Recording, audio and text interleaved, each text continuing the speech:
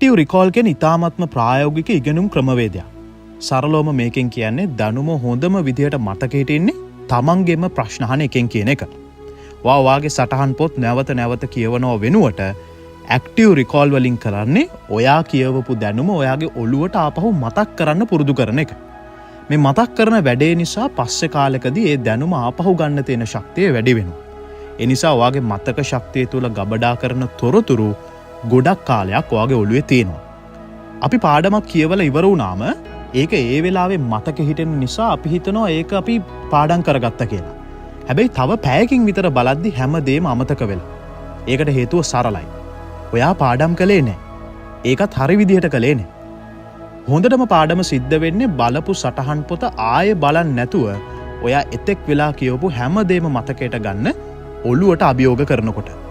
උදාහරණයක් විදිහට science concept එකක් ඉගෙන ගත්තට පස්සේ ඒ ඡේදය නැවත කියවනව වෙනුවට පොත වහලා ඒක ඔයාගේ වචන වලින් ඔයාට විස්තර කරන්න ඔයා try කරන්න ඕනේ.